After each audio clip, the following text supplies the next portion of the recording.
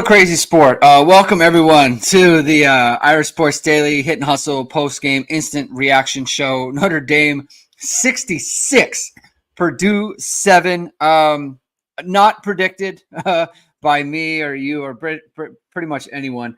Matt Freeman was the most optimistic picker for Notre Dame this weekend. He said Notre Dame was going to win 34-17. In our wildest dreams, we didn't see it happening, but it did happen. So we're going to talk all about it. Thank you for tuning into this show. If you like what you hear today, please hit the like button. Please hit subscribe.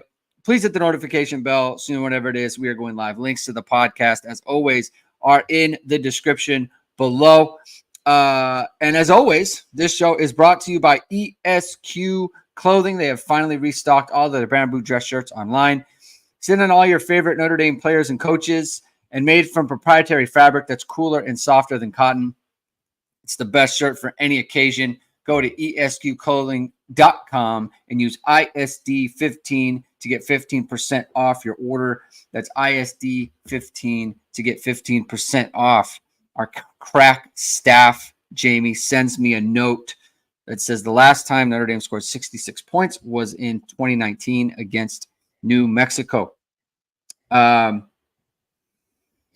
sorry.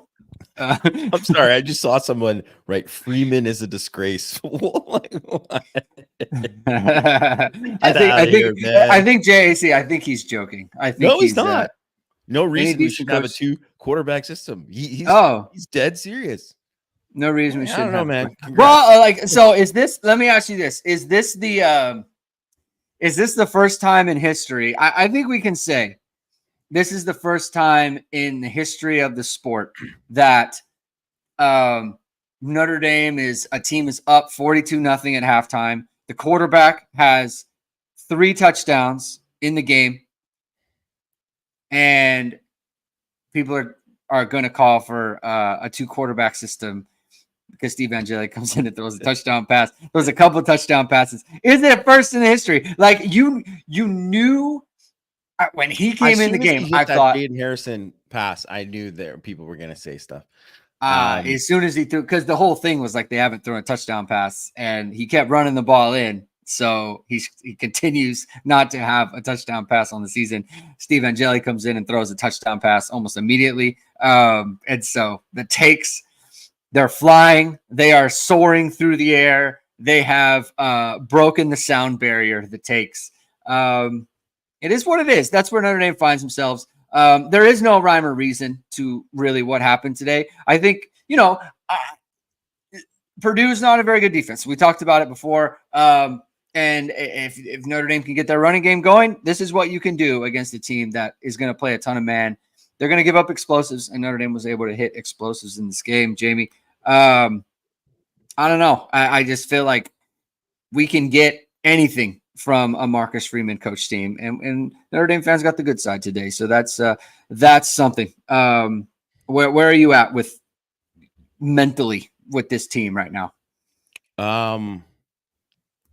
I think this was obviously an outstanding response. Yes. I think that I know that a general fan base is going to be like, the reaction is, well, where was this last week? Right. Like, right. People care, but it's like, well, you can't do anything about that now. You can't do anything about that. All they could do is come out and respond. So, I mean, you can either be like one of these people who's just miserable because they didn't win the previous week, or you can be like, wow, they really responded. Because I don't know how you don't watch this game and you aren't like feeling way better about the team right now. Right.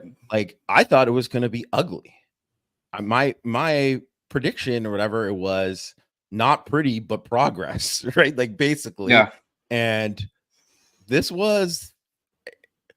was darn near perfect, other than the one Kennedy Urlacher running into Jaden Mickey and giving up that big play. Like, I put it in the chat. That's in our text stream. That's actually targeting. I think he lowered his helmet into Jaden Mickey's face. But yeah, they were very, very clean on the day. And I thought that I loved the opening script from Mike Denbrock because I think it was a big game for Mike Denbrock.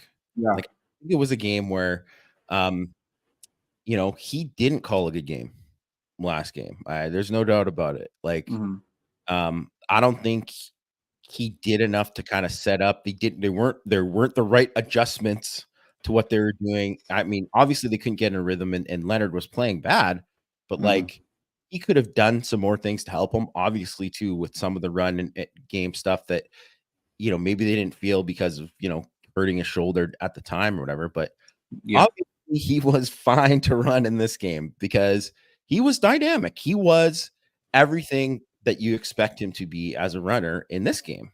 He was awesome.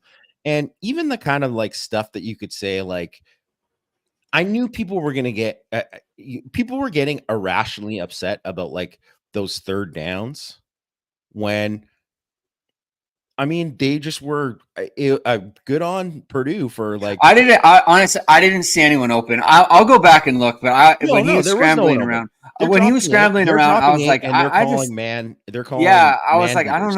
I don't know where they're supposed to go. No, I was like, I don't like the 3 and outs, but I was like, he has no, nowhere to throw it.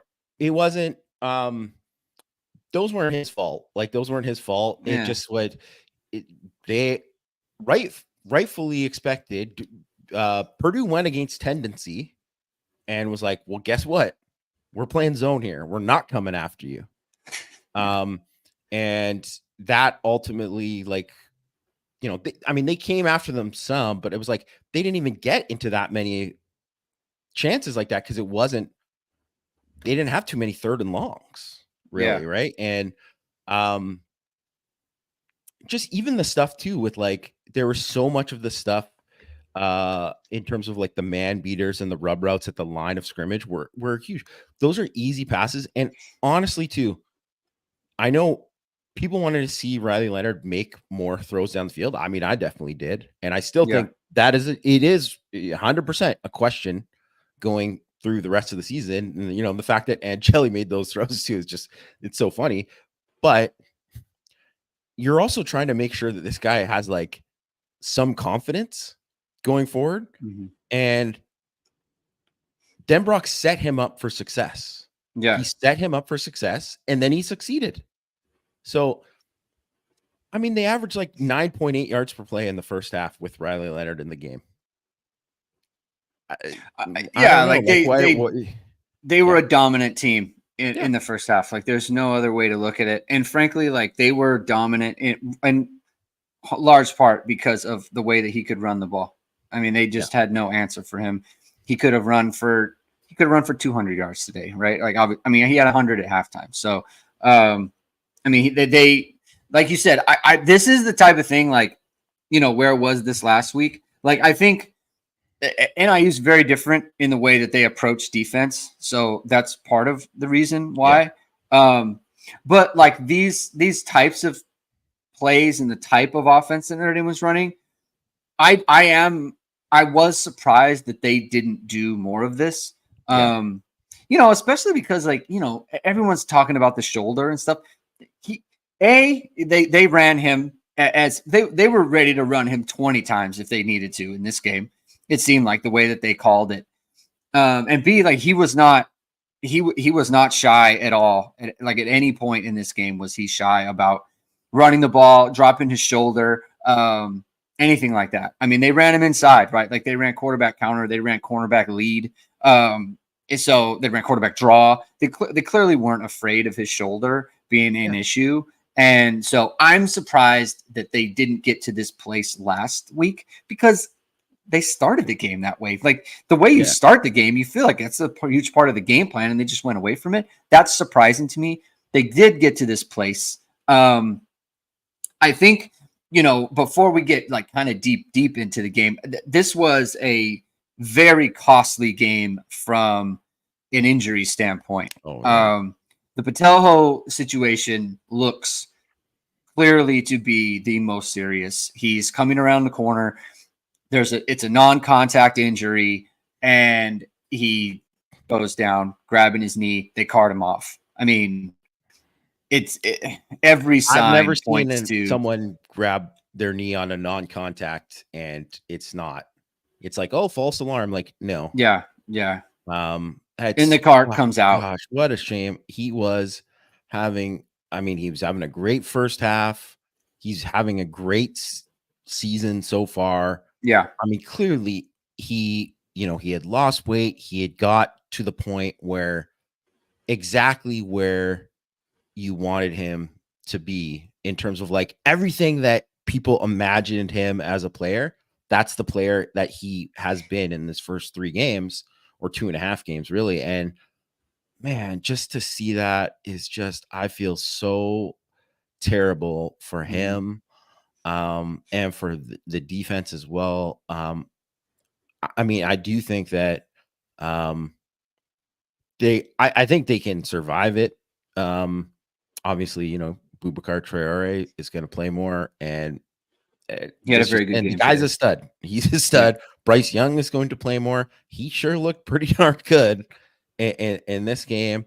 You can play Tui Halamaka too, like as a guy who, he's not going to be a dynamic pass rusher, but he can play the run really, really well. And obviously they're going to get Burnham back too, right? So that's going to be something that helps them just at end in general. I mean, even RJ Open had by far his best game in this game too. Everybody played, pretty well, really. And I think because of who they have at linebacker with guys like Sneed and KVA, they have a little bit more depth in terms of their third down package stuff. So I think, yeah, they can survive it. But obviously he was just playing the best out of anyone right now and was so confident and was playing so confident. You just feel just horrible for him. He was playing with that that accountability that comes with being a senior. We talked about it about Riley Mills, about how we were not seeing it. We were seeing it with Jordan Patelho. He was taking that kind of accountability, and that is the part that you really, really miss when you have a guy like that who's playing at that level and is as engaged into his craft and the way that he's playing and taking the opportunity that he has here very seriously. And so to lose that is that's kind of the intangible piece that you don't get from other players, right? To your point, like they do have a lot of bodies that they can do here. Boubacar, he had a very good game. Like you said, RJ Oben, he was flashing. I mean, really everyone was flashing on the D line at various points. So that's a positive. So Patelho goes down. Billy Schrouth and Ashton Craig, pretty high on the list. Just bad luck. But those are pretty bad high. Luck plays. Yeah, pretty high on the list of please don't let this happen. I didn't have a good look. I didn't get a good look at Craig's. I saw Billy Strauss. It's kind of similar to Faison in that it wasn't as bad as it could have been. Yeah. And just in terms of the way that the ankle got rolled. Now that looked like it was a high ankle mechanism, right? So he got it turned out. He didn't get the cleat stuck. He did get his foot out of the grass, which is good. But like immediately comes out, had trouble if it's walking. Turf, he's probably breaking his ankle. Yeah. Probably so he comes out immediately. He's out. Like they kind of just went with that. He's out of the game. Did you see Ashton Craig's? I didn't get a good look. It. Is it the same? It wasn't nearly. I mean, he got rolled up on. Yeah, but it was not nearly as bad as Strauss. Right. And you can see obviously he wasn't in a boot after. Yes. He walked off better as well. Yes. I'm gonna guess like he probably sprained his knee. But honestly, too, this is one of these things, and it's funny because there's a guy on ISD who's like obsessed with turf and grass. Well, no, but guy, the lineman wearing with the braces. Yeah. He's like literally for like 7 straight years. The guy has like 5 rants per year on the O-line wearing knee braces. Might have saved his season, based on that. I mean, who knows? We'll find out how long he can be out, or he'll be out, but like I wouldn't be shocked if he could play in a couple weeks or something. Like that is definitely something that could happen. And we'll see. We'll see there. But like, but who knows, right? I mean, we're obviously going to hear more later. They're going to have MRIs and all that. Yeah. Yeah, I think it's one of those things. It's a weird situation too, where Notre Dame has Pat Coogan and Rocco Spindler, who, obviously they lost those starting jobs, but they have that experience, so they can step in and they're going to give you like at least at this level of a play where they're not going to come down and things aren't going to fall apart with them, right? And I mean, in this game, it's hard to judge because just everything was working or whatever, right? And you'll see kind of long term there, but like, I mean, I think that's something where you could have worried about like those guys being like whether or not they wanted to be around for the whole year because of this. And now it's like they're going to be counted on, like it's going to be important, right? So, but I mean, I thought it was for Nessler and Danielson, who are, obviously they're older guys. They've been doing it for many, many years. I thought the fact that they pointed out that like, ND has lost Jagasaw and those two guys. So really they're down 3 guys who were supposed to be starting linemen. Like that's typically not very good and not a recipe for winning. And so we'll see where they're at. But it is going to, I mean, it's going to get tougher. You're going to play tougher defensive lines.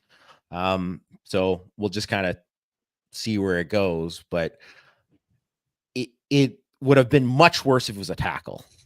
Would have been much worse if it was a tackle. So, not to say anything is good to happen when there's injuries like that, but the fact that it was like you could plug in those 2 guys there, it's nice to have that. Yeah, so we'll monitor that. How Notre Dame responds and how Marcus Freeman talks about these guys. This was as dominant a win as I can really recall from Notre Dame. They outgained Purdue by over 400 yards, right? So about 116 or 416 and Purdue yards. Kept their starters in, which is like, I mean, Ryan Walters, man, that's good stuff. Like just completely like, no, bro, you're staying out there and you're gonna wear this. I gotta tell you, the touchdown they gave up at the end of the first half.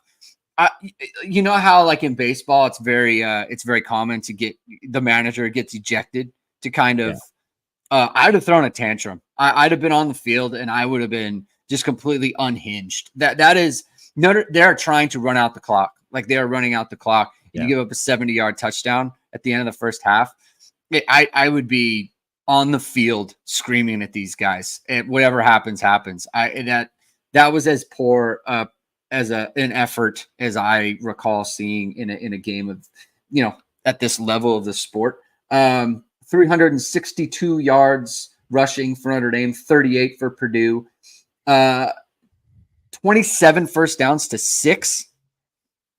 It's just like Purdue, the nature of the air raid is just like you're going to get first downs, you're going to get yards, you want it, and then the negative plays come, and then that's how your drive stops, right? Like this was a complete no-show from them on the entire day. Like Notre Dame's barely on the field. Like their defensive stats, like the leading tackler has 4.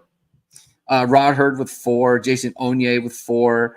Kind of the Urlacher comes in with 3 tackles. There's the defensive numbers are basically just non-existent because Purdue simply could not stay on the field. I mean, they barely played. Yeah.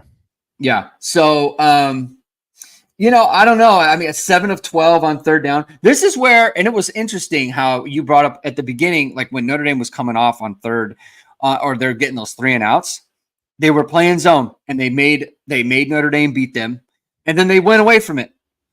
They started playing man on third down, and Notre Dame started to convert on all their third down conversions. And so then they continued to move the ball and get the ball into the end zone. I thought that was a huge mistake from Ryan Walters there. It seemed like they had a good plan for third downs against Notre Dame, especially on third and long, like third and more than 5.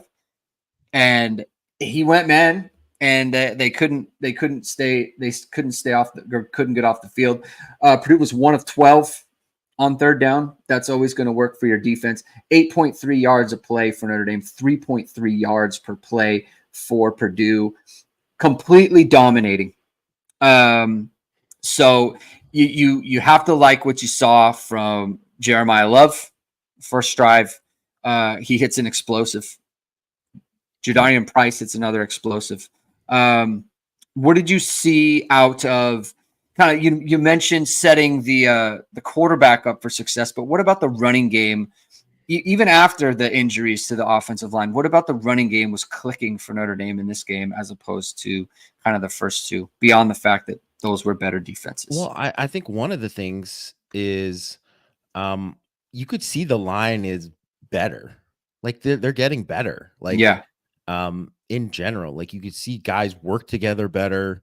You could see the movement up front from the guys. I think one of the things that people kind of like, it is one thing to be like, well, Purdue has better players than NIU, right? Like they should, based on recruiting and all that kind of stuff, right? But NIU has all these guys who have played in this defense for so long, and they've done this, and they were a really good defense last year, like in their conference, right? Like they were really good. They're 25th in yards per play in the country. And when you look at Purdue, they were not a good defense last year, and they're looking, and they had questions. They had to move guys around to try to like fill holes. And I think one of the things that, stood out is like, I mean, their tackles, that DeMarge Lewis is like the only guy that I was like, man, this is, and when I watched the Indiana State game before, he was really the only guy that I was like, man, this is really the only guy that I think could play on Notre Dame. Like they don't have good DTs. And that Will Helt kid, who's like a big kid, he's like a good pass rusher, whatever. He's a true sophomore who he barely played last year. Like it's like they're not good up front, and then their best edge guy moved to linebacker, and their linebacker. Yeah. So that was another thing when I noticed, when I'm looking at the pregame injuries, the guy who was like their third linebacker, who isn't even really that good of a player, he was out in this game. He got hurt. So it was like, okay, so now their top two guys are, converted edge, and Yanni Karloftis, who was bad last year. Like he stunk.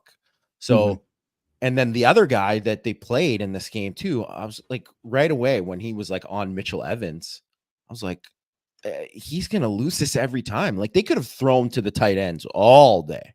And then obviously too, when later on, when they're doing it, they switched because it was like, we can't have him. So we had to put our nickel on him. But it's like, then the nickel couldn't tackle him, like, and he converted on that long third down. Right. Which also too, that's like and that's the other thing. Mitchell Evans is a better blocker than the other two. Yes. And he made a difference. He made a difference too. So I think there's a lot of that. I also thought it was bad. Purdue's plan to contain Leonard was a bad one. Like how they were like, okay, Deaniman's going to come out and he's going to like drop down and then he's going to stay there. But that took him so far out of the play whenever they were there, and they had nobody else. There were too many people like close to the line of scrimmage that as soon as it broke through, it was house call like that. Right. And then you saw like Deaniman was, he got juked by, him not tackling Leonard on the sideline. Like that's a bad missed tackle. Yeah. But him getting, just like pants by Price in the open field, it's like there's so much space there. It's like you're putting him in an impossible situation to tell him you're coming from the other side of the field, the other hash, to come down from that to make that. That's an impossible tackle. It's just people don't realize how like it's like you can't take a great angle there. The only thing you could do is slow play it and be like, I'm gonna catch this guy running down the sidelines, because it's like you're not in a position to come downhill there. So it was just bad. I thought it was bad scheme by Purdue with their stuff, and then their linebackers aren't good enough. Like Love beats. I mean, Jenkins should make the tackle there. If that's a Notre Dame linebacker, he's probably making the tackle on Love, or at least getting a piece of him and maybe slowing him down, and then the safeties can come in. But Love just outran Jenkins easy to the edge. And then it was just, that was the same kind of thing where Tiananmen had such a long angle to take that it was like, he's not going to, like, it was going to be so hard for him, because I don't think most people don't know how fast Jeremiah Love is until you see it. And then you're like, oh my gosh, he just took off. Right. Like, and I think that was one of the things too, where like you look at it, there wasn't always like the hugest holes there too, but it's like, it's another reason why you got to give these guys the ball, because they create on their own, and Love. They cause problems. Like there was a play where after Strauss went out, they pulled Spindler, and he comes around the corner and he completely missed the guy. But Jeremiah Love, like you said, he gave him space. He put his foot in the ground, got upfield, and got another 8 yards. So it was like an 8 or 9 yard gain or whatever it was. And it's like, that's what he can do. Right. And we were asked, like, what do you need to see from Notre Dame? It's like, look, I need evidence that you're building around, you are focusing your offense around this running game and these running backs. Like that was what I needed to see. And obviously it off to a very good start. Right. And that includes Riley Leonard, the quarterback, you know, like you have to, like you said, if he's not running, then you can't. And honestly, like of all the stuff that we saw from Angeli in this game, I think that statement is as true as it has ever been, because Angeli is just a better passer than Riley Leonard is. He just is. Like the slot fade he threw, like that ball comes in so clean and so nice, and he just kind of when people talk about like a catchable ball, like it's just his ball comes down and it just comes down like it's a pillow, or it's just soft. It just comes in so soft. And I feel like Riley Leonard just comes in like at an angle that's just like, it's not very inviting. And I don't know how to describe it, but just when I watch it, it is what it is, right? And like it is 100% true. If he can't run like this, like if they play a team that is taking away his run game, I do think it's like Notre Dame needs to make a move, because they have not pushed the ball down the field one time with him as the quarterback, and they almost did. Right, Anthony Knapp walks back into Riley Leonard and hits him as he throws it to Bo Collins, who's running by himself. Oh, I know. It was a gimme touchdown. It was a gimme touchdown, and he gets hit and he's falling backwards. And but like, even then, like that's not really pushing the ball down the field. It's like they blew the coverage, right? Yeah. So like it's been 3 games. I just think at some point they'll probably hit one, but you just can't count on it. And I think Angeli is pretty clearly more comfortable with that. He's a better passer. So yes, if they can't, if he isn't running like that, then I think you do have to move on. I think you have to look at, I think whatever. So, no one should get mad at Freeman for being like, they need to have a 2 quarterback running system in this game. They won freaking 66-7. Like no one needs to do that, but like it is for sure a thing you should look at when, depending on the game situation, if like you need to be like, guess what? The only way we're going to win this game is we got to throw and we have to do XXX, then yeah, you do look at that. But I think there's also, you know, I think you can also see some of the stuff with Angeli too, where and it's because he doesn't have the same amount of reps. So, I mean, the guy's really barely played, really. Right? Yeah. Like, yeah. And even in this game, he comes in and it's like, they're smoking them. It's not the same as it's the beginning of the game, and it's different, but you can just kind of see like pocket feel and stuff, like knowing like he took sacks in this game that they didn't need to be sacks, like he needed to throw the ball away, like, and whatever. It's not like the biggest deal. It didn't matter in the context of the game, but those do matter in other situations if you're playing in like a real situation. So there's all of that too. And I think that is part of it as well, that goes into like all these decisions about what you're going to do with a quarterback. But like, I think right now, like you're going to look at it. Okay, everybody wants to have Trevor Lawrence, right? Everybody wants that guy as their quarterback. They want that level of dude as their quarterback. I mean, maybe CJ Carr's that later on. Maybe Kenny Minchie's that, like whatever, right? But like, that's not who they got right now. And maybe they do have to, looking in the future, use both guys and change things up and do different things or whatever. I think it's fair that it might happen at some point, but I think I'm sure they're already thinking about it. You know what I mean? Like they're very aware that they haven't thrown the ball down the field with Riley Leonard. Like, they definitely got to be aware of it. Like that's a thing. Like it's definitely a thing. But like when a guy comes out and he's like just absolutely dominant as a runner in this game, like that's important too. That's really, really important. And he moved the ball on third down. Like he completed what he needed to complete on those plays and stuff too. And that stuff counts too. So you can't just, say, hey, well, it's only about that. It's not about this. Well, the other stuff too. Like the other stuff matters. Hold on. Hey, Sid Irish, chill, buddy. Like, wait till they lose a game again before you're just going off all the time. This guy, man, just relax. This is the whole thing. He's just arguing with everybody. Yeah, I see it. You're freaking out a little bit, my guy, Sid. You settle down. Okay, we're talking about it. We're having a conversation. Okay, because look,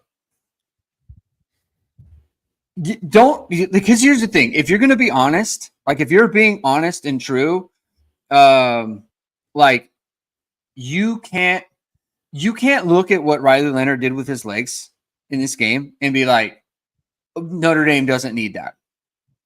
Yeah, they absolutely need it. They absolutely need that. That opens things up for the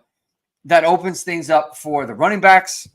It opens things up for the offensive line. Like it opens things up for everyone, right? Like you do need that. Notre Dame is right to, in my opinion, Notre Dame is right to continue to chase this because that is a huge problem. It is a huge problem, right? And Stubborn Mick says, why didn't they run him last week after the first drive? I don't know. That was kind of the question that everyone was asking. Everyone was asking that. Why didn't you just keep running him? And everyone assumed it was the shoulder. And obviously it isn't the shoulder because he still has the issue this week, right? He still has that. He still has the problem, and they ran him a bunch, right?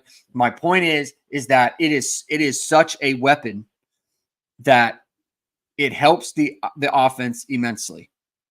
And so you want to continue to chase it. Like I said, you want to keep after that and you want to go for it, right? And so that is kind of, where they went with that. Another thing that I like today is, I don't know what's going on with Chris Mitchell, but I wanted them to get Jaden Thomas more involved than they did, right? Yeah. And the thing about Jaden Thomas is he's been in the program. He's been in the program. He's a good football player. He's always been a good football player when he's healthy. And they got him involved. I love seeing him more involved. He had a nice catch and run. Yeah. They got him on the reverse. Not my favorite use of Jaden Thomas, to be honest. I think Notre Dame has other players for that, but also Cooper Flammang. Give him some love because sorry to interrupt, Greg, but I think one of the things why you want to play Jaden Thomas is because he's the guy who does all the little things. For He's the sure. guy when you're running a rub route, he picks a guy. He knows exactly what to do. Like, that's why he's playing more, and that's why he should play more and always kind of be involved in some way. He's the best blocker out of all the receivers, right? Like, I know he's not the guy that I want to throw to if it's like third down, I got to hit a back shoulder on the there, and he's not the guy that I'm like, hey, run run a double move here and try to go to the house or run Yeah. reverse or whatever. But like, I think at that point in the game, it was more like, hey, let's give him some love or whatever, right? But like when they gave him the reverse, but I mean, to be honest, it would have worked a lot better if the tight ends would have blocked. Yes, the tight end kind of, yeah. But I just think too, like one of the things we talked about kind of before the game was like, man, and it's funny because after we recorded on Thursday, Greg and I had like a 30-minute like session where we were just like, yeah, they better be doing this in the game. And they really kind of did it all, kind of like pretty close to like getting everything that you needed. But it was like one of the things was like, hey, can the receivers just do this and this and this and such, like their job of like just these fundamental things? And they did in this game. And one of the things was probably because Thomas played more snaps and did those kind of things. And that's part of his value. And it's why like he's a valuable guy you want to have on your football team. And it's also like why Jaden Thomas might be like an undrafted free agent, but he might make a football team, an NFL team, because he does all these things. He can play special teams. He'll block. It's like Ben Skoranek, the very same kind of deal, right? Like there is absolutely value in that. And obviously we want to give flowers to like the guys who made the big plays and whatever. And I mean, I'll totally give flowers to those tight ends too, because like perfect use of Raritan in this game because he is a good athlete. And when you can get the ball in space, he can make some stuff after the catch. Obviously, Mitchell Evans, this is the first game where he had kind of like more closer to a full thing. Yeah. And you can see how much of an impact. There's a reason he's one of the best tight ends in college football. Like that, it's absolutely huge to have him. And all that kind of stuff is, great when you see like those guys got to eat too. I mean, everybody pretty much got to eat, but like would I've loved to see like more from like the receivers and all that. Yeah, for sure. But like, man, when you got these tight ends that can do these kind of things and they can be mismatches, especially against these teams that have bad linebackers, like, yeah, take advantage of it, Mike Denbrock. The other part too is it's funny, like Notre Dame gets out of the MAC and it's like you think you're going to go play the Big Ten. It's like strap up, you're going to have to play physical. And instead, it's the opposite, right? Like you would think we're playing the MAC team. Like they're going to try to spread us out because they can't physically deal with a big Power 4 team, right?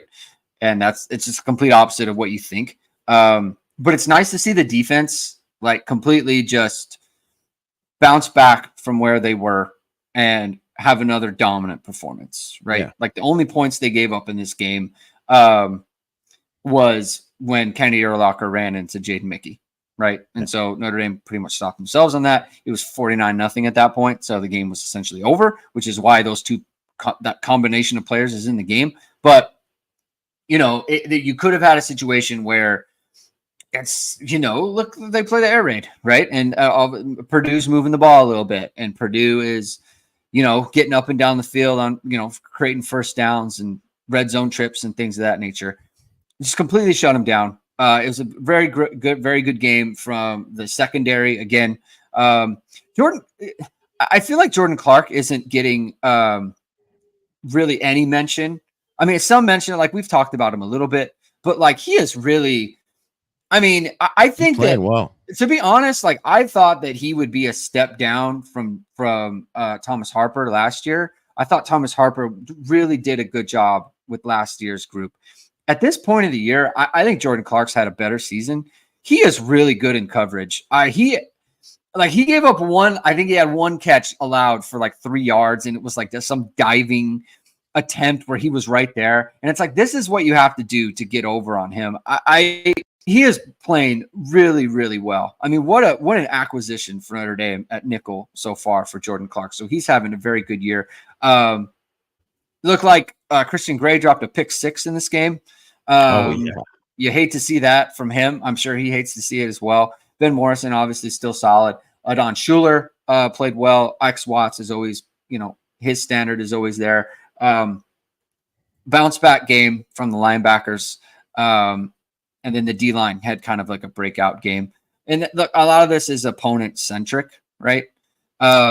So, there was a comment in the chat. It's like, this shows a little bit more about how bad Purdue is and Notre Dame is good, which is true, right? Like, anytime you win 66-7, the other team is doing things the other team's that are ridiculous. And they did some ridiculous things in this game, but like, you got to play well to do this against anyone. Defensively, what kind of stuck out to you beyond kind of the surface level things?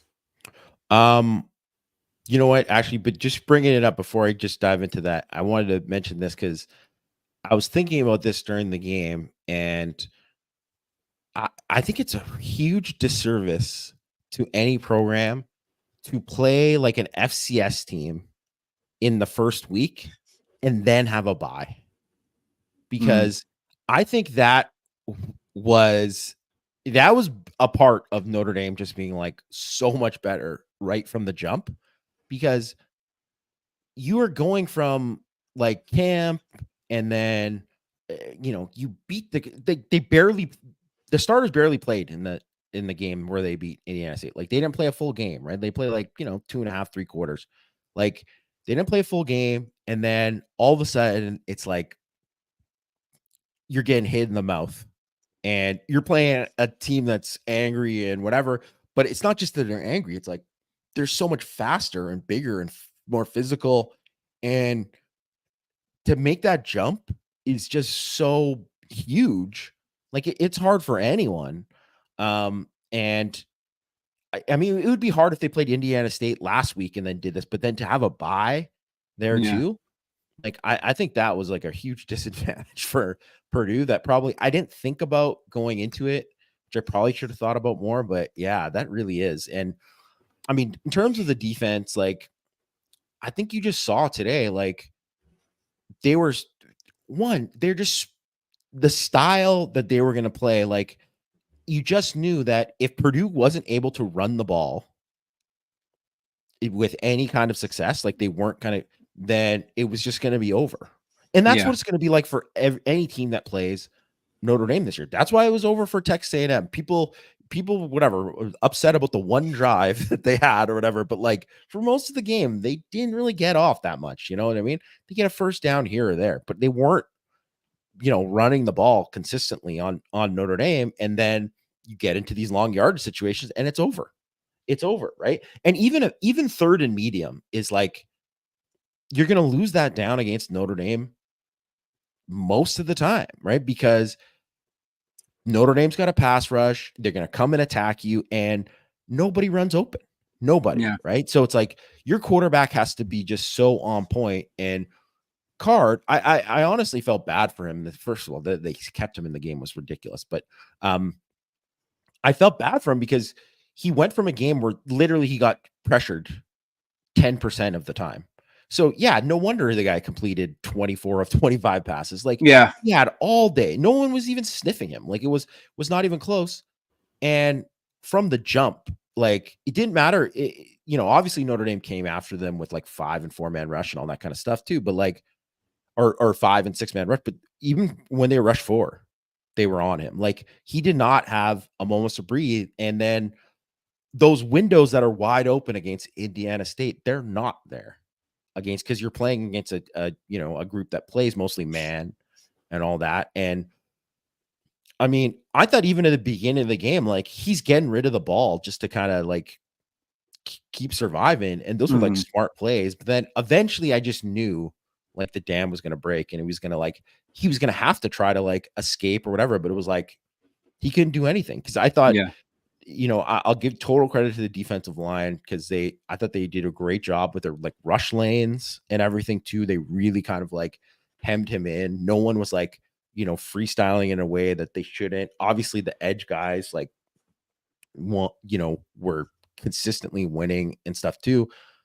And you see like Jason Onyé, this is probably the best game that you guys ever played. Like he really like got after it. And I just think overall you just saw everyone there and they did. I'll be interesting to look at the snap count, but it seemed to me like they were playing the linebackers, it wasn't quite as even. While when the game I felt like kind of in their first half, I didn't feel like we saw a bunch of Drake Bowen in the game. Like I thought it was much more Osbury. More Osbury, Kaiser. I thought Sneed was I thought it was like a lot more KVA too. I mean, it's hard. KVA like too. I'm trying to remember because like the first half and the second half are kind of blending together because we had just seen KVA, like he got an interception in this game off a tip. But it seemed like, and look at if they're going to be if they're playing an air raid team, like it makes total sense. You're going to see Kaiser and Osbury because Osbury they have as a rover anyway. Like they like him better in coverage. So, and they obviously like KVA a lot in coverage from camp. And what you said, Sneed was he's a rush guy, right? So he's a sub package guy. We didn't see as much Bowen in this game. Mentioned before, now that I'm thinking about it, like Chris Mitchell again, like that's interesting. Like I'm interested to kind of get into. Like I saw him out there once, I think on the Flammang touchdown catch at the beginning of the third quarter. I don't know if he might have been in other than that, right? But I'm interested to kind of find out what that's about because if he's losing snaps to Jaden Thomas and Jordan Faison's going to be coming back, right? Like that's interesting for him and his kind of snap counts there. So we're going to have to track that. Leprechaun 923, Jamie. Quick question so 13 minutes, 41 seconds in the fourth quarter. I don't know it's obviously not possible. Why did Marcus Freeman decline the penalty when Purdue accepted their penalty? Do you know what we're talking about here? That wasn't what happened. Like, are you talking? Is this the one where it was like the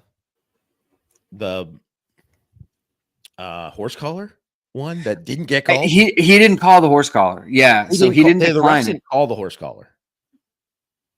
Yeah. Yeah. No, they did not. Yeah. So it wasn't. They called holding. They called holding on Knapp, and then Jeremiah Love got horse collared out of bounds.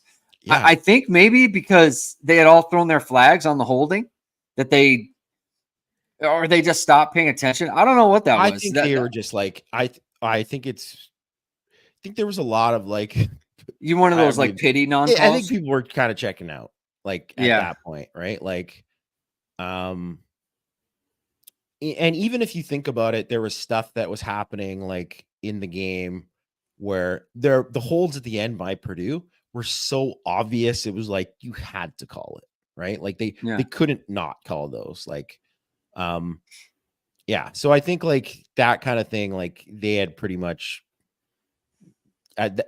probably that side judge probably checked out and just missed it because I'm honestly, it was right in front of his face. Yeah. I didn't make any sense to me. Didn't make any sense to me, but I mean, you can't ask me. I'm totally biased.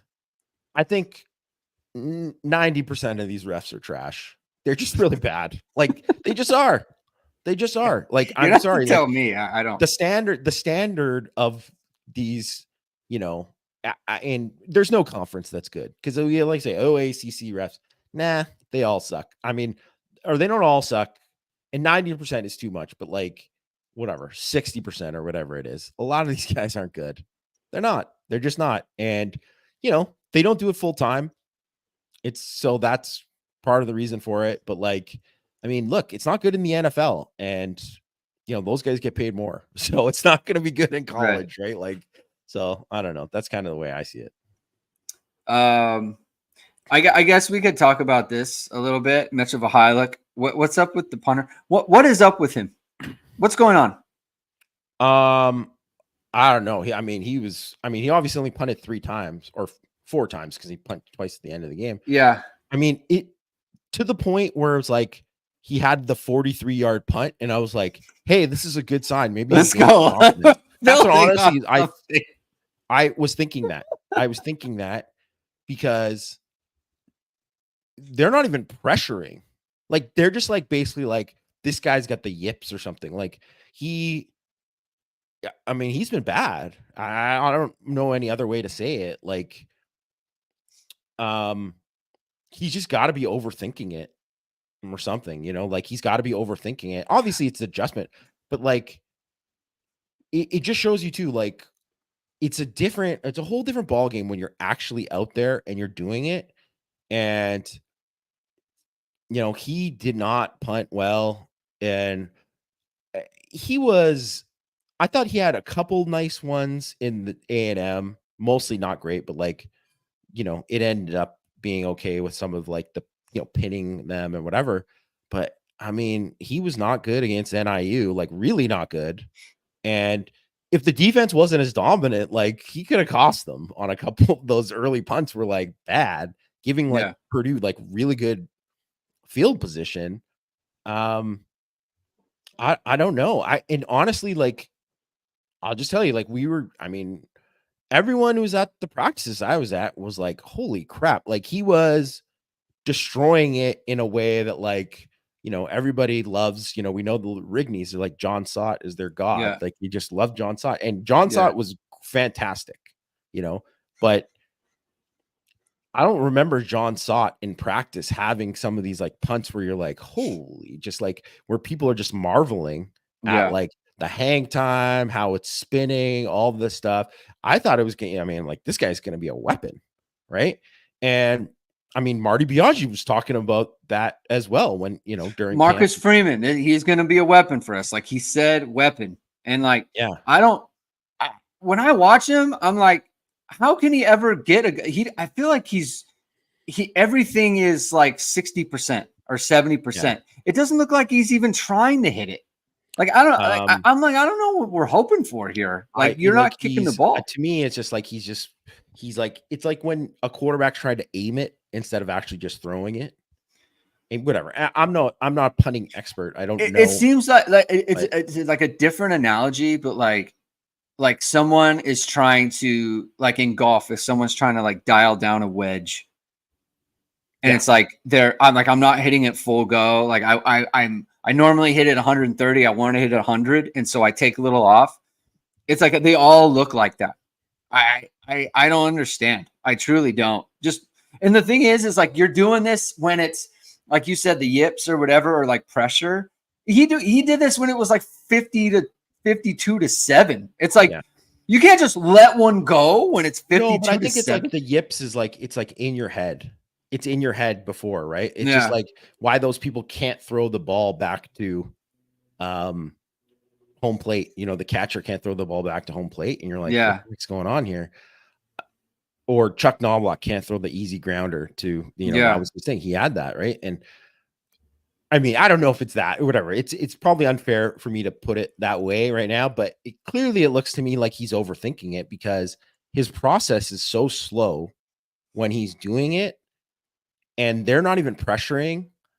And I don't know. And the environment is different because you've never, even if you've kicked in, it's obviously different kicking in an Aussie rules setting, whatever, but also like all these stadiums and all these people, and you hear the groans when people are like, oh, like what, if someone get a bad punt. So I don't know, maybe it is in his head or whatever. I don't know, but I mean, I will say that like Eric Goins, who's like the backup, like, kickoff guy and the back, he's backup punter. I don't know how he punted during all of camp. We weren't there for most of it, right? I mean, frankly, we weren't there for all these other times. Like, we don't know if like, Rendell might have sucked a bunch of other days too. Who knows? But Goins was like, I was I was like, oh, Goins is like not a bad punter. I was like, I mean, he looks better than some other guys who have punted for Notre Dame when, just on that day that we watched him. So I was like, maybe he's an option. Like maybe they got to make it a competition or something, like, because I mean, it's weird to say because Notre Dame has kind of had like at least bare minimum, like solid punting for decades, really, Yeah. right? I can't remember the last time they had like a subpar punter, but I mean, that's kind of what they're getting out of him at the moment. And obviously, when you don't punt that many times in the game, it doesn't matter that much. But like, you're going to be in some other tight games where it might matter. So, I don't know. I mean, I don't know the answer, but I mean, I'm sure that is something that like, I mean, you have to kind of monitor it the rest of the way. Yeah.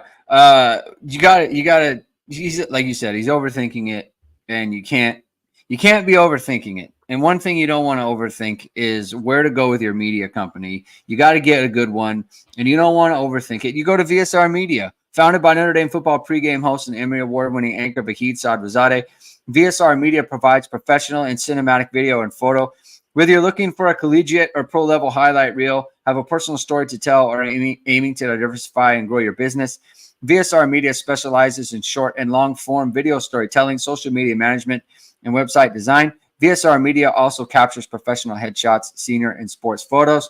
Contact them at vsrmediacompany.com. Mention Irish Sports Daily to receive 20% off your first project.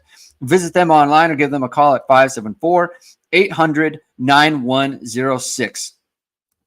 It's very difficult to try to extrapolate anything big picture from this game because Purdue was so poor. I mean, it's almost to the point where it's like, look, I think Notre Dame needed this because they needed that.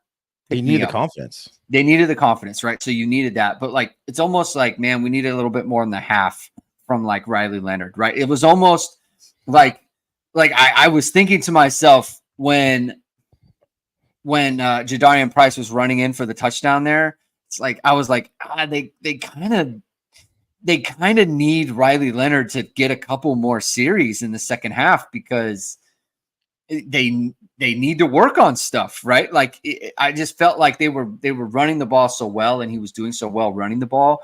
I just thought, man, like he needs reps throwing, and like I felt like they missed it. The other part too is it's hard to extrapolate things from Marcus Freeman teams because they can just at any point they can just play not this way, like they can just stop playing well, right? So for you, like, is there anything big picture that you kind of take from this, or is it truly just a week to week type situation?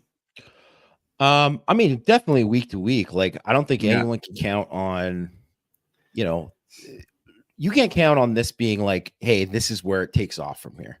I can't say it. I just can't. Well, you can't because we've just seen it. Like, I mean, I would have said when they beat Clemson in 2022, I'm like, man, this could be like a turning point, right? Yeah. And in some ways it was, but then obviously, it wasn't completely. And then you look at like, like last year, when they lost to Ohio State, and that could have been crushing and all that kind of stuff. But it was like, well, but then they came out and then they won this like game where it was like, hey, they didn't have their stuff, but they found a way to win. And that, you know what? Sometimes you just got to do that. Like winning is hard, like you win it, you win against Duke on the road, you get that, that's fine. And then they didn't have that against Louisville, right? Like it was not, so it was like, and some of it is like, hey, you can point to like, the schedule, maybe like a schedule loss here or there or whatever, or like, but then, losing the Clemson game the way they did and all that, like, you can't really count on anything the rest of the way. So I won't say that this is like signal, like get on the train, guys, because this is the way. It's a wagon. It's going to get going from here. I don't think anyone can truly say that, right? Unless you're just like a glorified homer who's just going to be like, everything is great, whatever, right? But I will say that the confidence part, I think, was massive. I think that is absolutely massive. Like, that needed to, you could see it on Leonard's face after the game. Like, he was relieved. He was relieved. Like, and it was like, when's the last time you felt this good? It was like, well, definitely not last week. Like, like, it's just what it is. Like,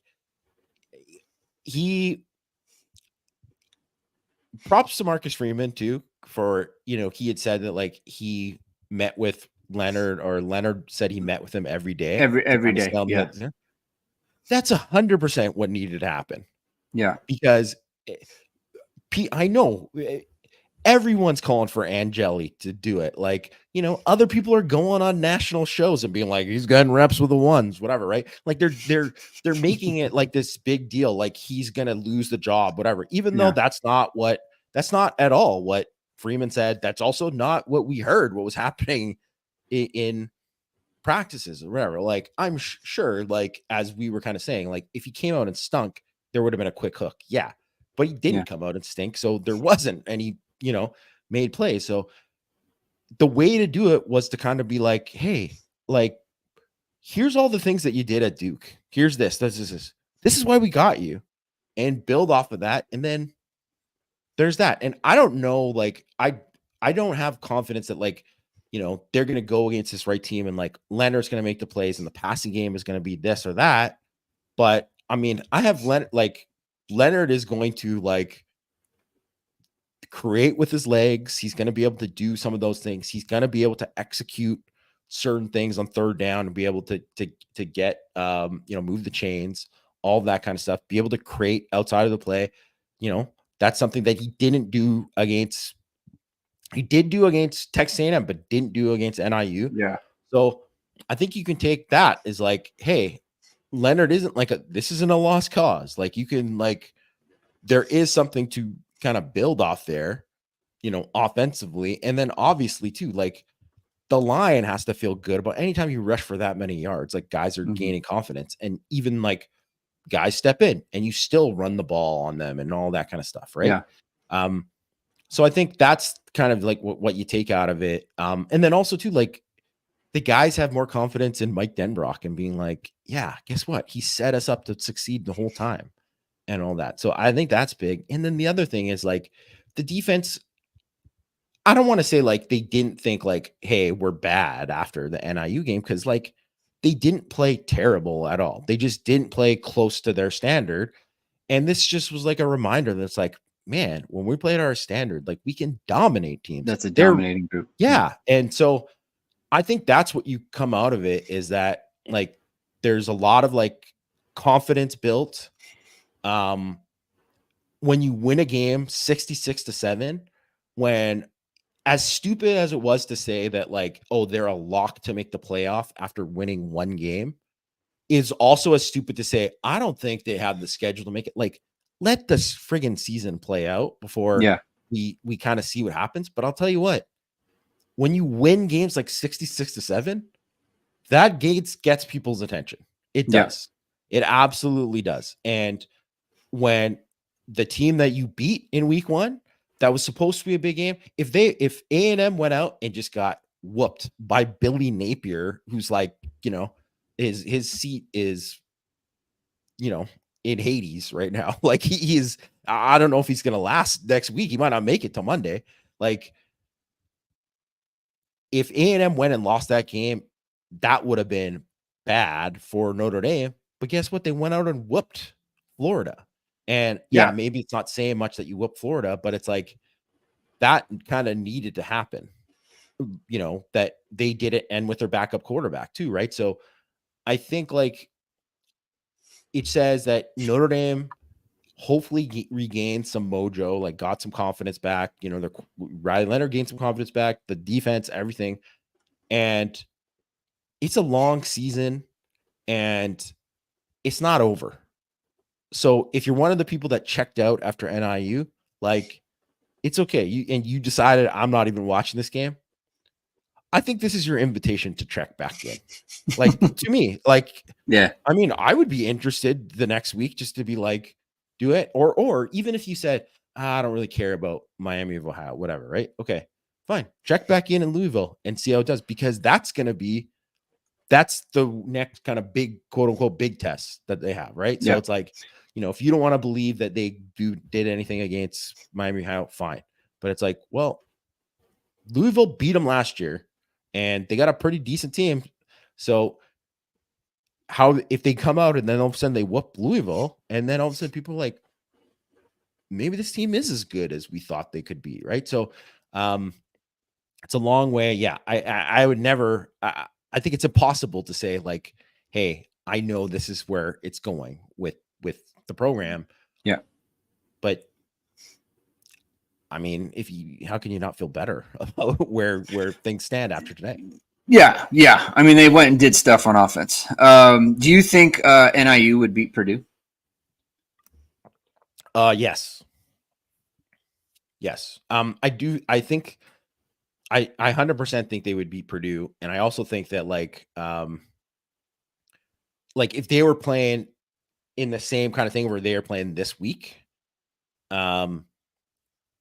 although, I mean, I don't know how beat up they are after they played Notre Dame or whatever, right? Yeah. I don't know. So maybe that might just in a vacuum. Just in a vacuum, I yeah. think they would beat them. Yeah, I think they're better than them. Purdue is going to be one of the worst. They're predicted to be one of the worst teams in the Big Ten. Yeah. So that's not like a shock, They're in the bottom tier of the Big Ten. And,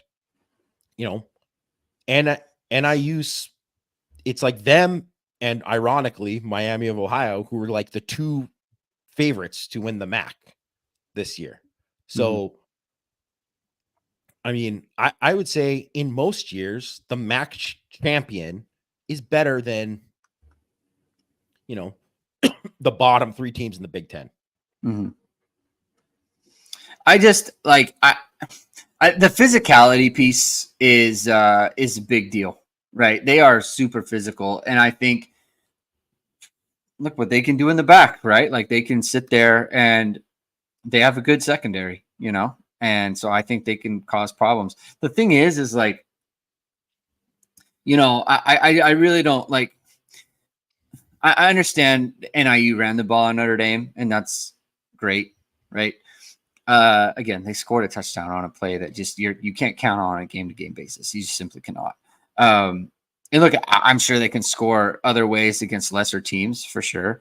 Obviously, Notre Dame found a way to score a bunch of touchdowns against a lesser team, but it's just can you survive playing that way against just on a regular basis, right? Like that remains to be seen.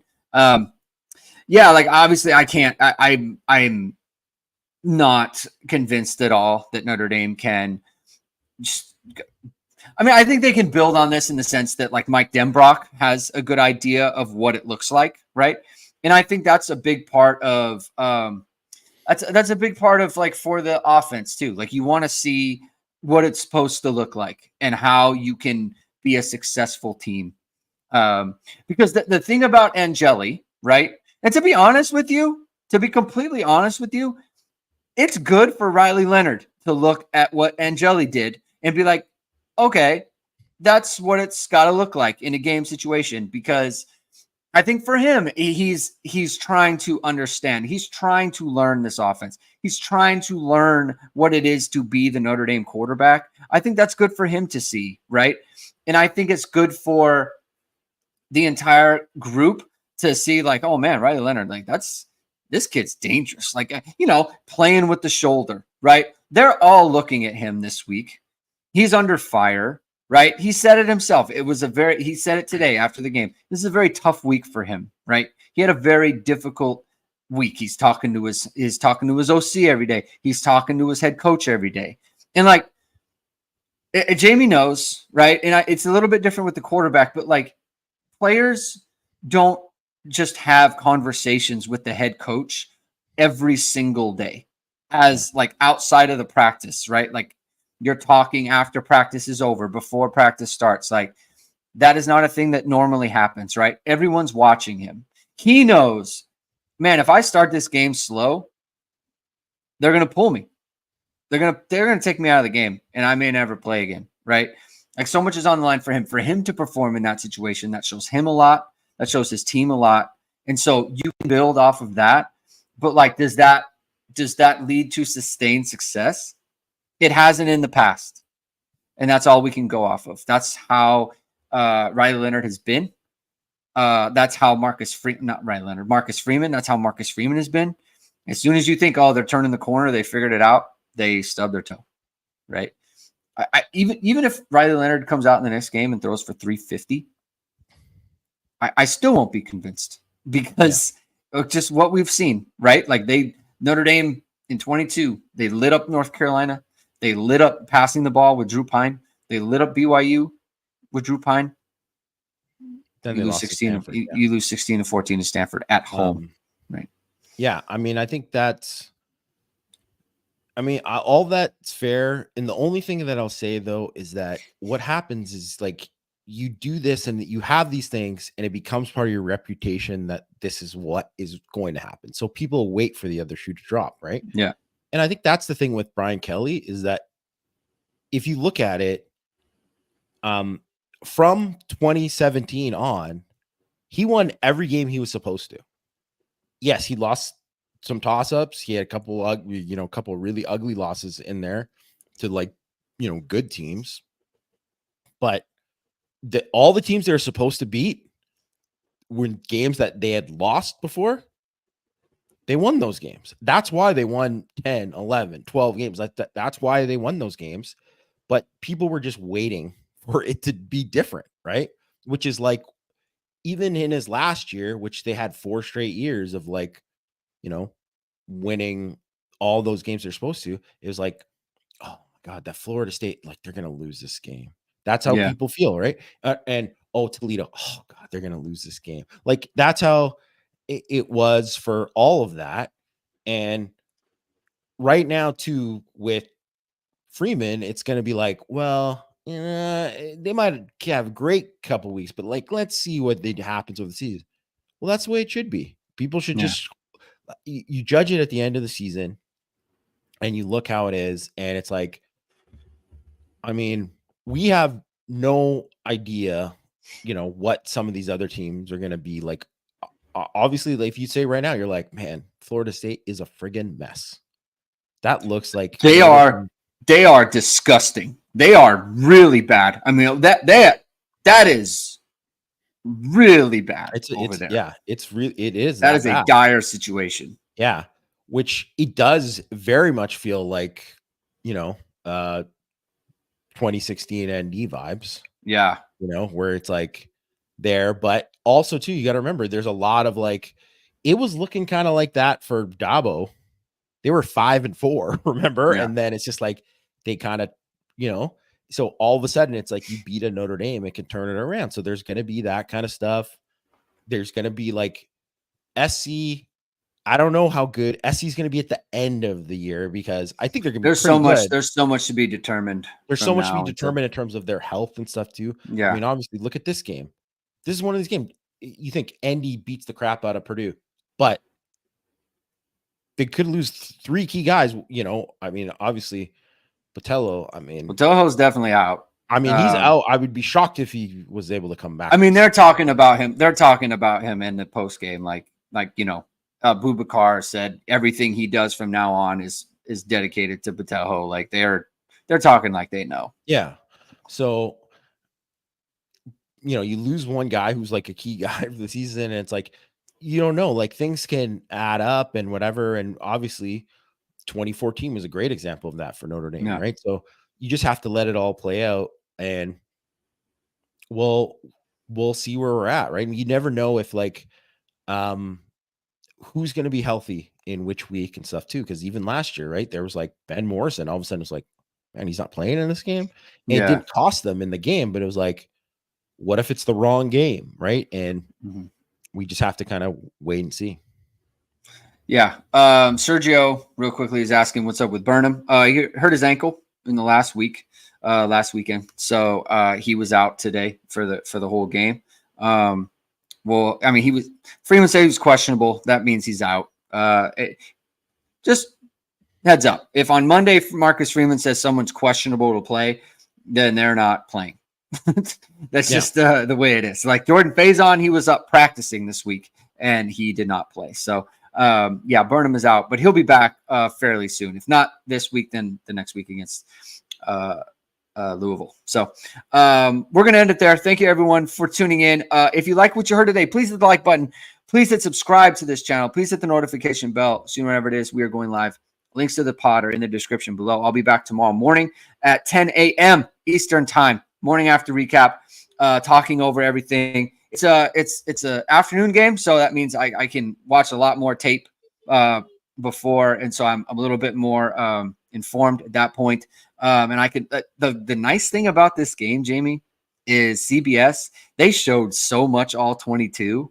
That's like very helpful for me personally, like a lot of those third downs, so we can kind of look at that stuff before, if in the event we get all 22 tape proper, which is usually around Tuesday or Wednesday, but hopefully that can happen. So look out for me, 7 a.m. Pacific, 10 a.m. Eastern time. Notre Dame 66, Purdue 7. Have a good rest of your day, everyone. I'll talk to you in the morning. Keep hitting and hustling.